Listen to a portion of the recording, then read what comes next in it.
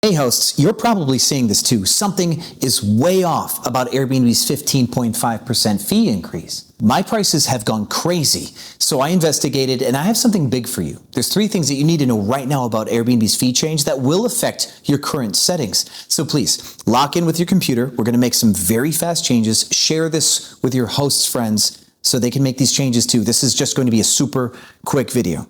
First thing we should address, top down, is that people are trying to get rid of their channel managers because they believe that this 15.5% fee increase is somehow going to hurt their business. And let me just show you a screen that we all should know. This is Airbnb's search screen. See how this says all fees are included? Let's go to the end of a listing to show you what it looks like for the customer. When you click reserve and then look at the fee structure, it only shows the price per night and the taxes. The cleaning fee, Airbnb service fee, management fee, all of it's rolled up into one.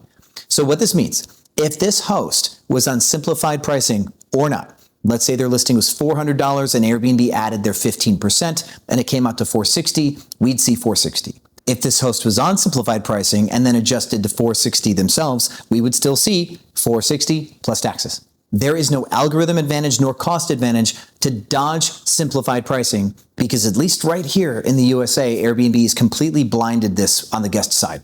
No advantage. But that leads me to number 2. Airbnb said that they were going to put in a 15.5% simplified price. And they weren't really clear on the front end, so a lot of us made mistakes, myself included. I told you all to raise your rates over 18% when you raise your rates. But what I discovered, my bad, let's fix it now, is they're not raising the rates just 15.5%. That's not it. 15.5% is the new total fee that guests will pay. Remember how there's a 3% credit card transaction fee? That's included. Airbnb clarified in an email, before if your rate was 100, you'd get paid 97. And then Airbnb would raise your price to include the fee to roughly 115, is what they're saying. But now, if you raise your price to 115, the guest will still pay the 115 and you'll still collect about 97. So we're going from a 3% fee to a 15.5% fee, which means our fee increase is only 12.5%. Because the fee is going up 12.5%, we adjust our rates by 15%, and that will bring us back down to $97 collected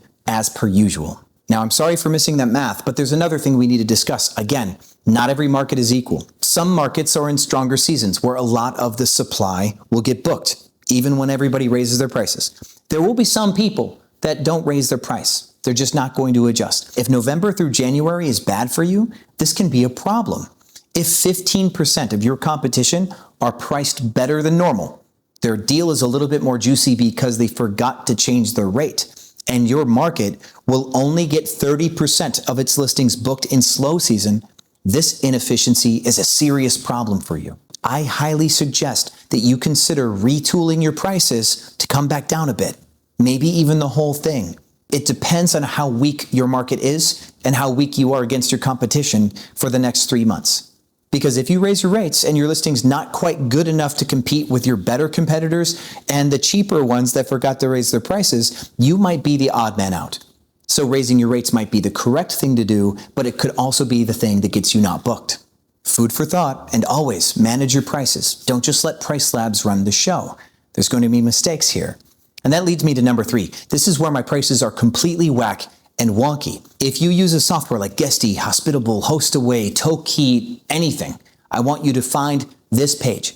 Mine is under Financial Settings, and there's a tab called Markups where you can choose if VRBO or Direct Bookings or any of your channels get charged more money. Now, naturally, you and we would mark up VRBO or Direct Bookings, anywhere that VRBO would be deductive, like normal, or where we want to keep the service fee difference as extra efficiency for us.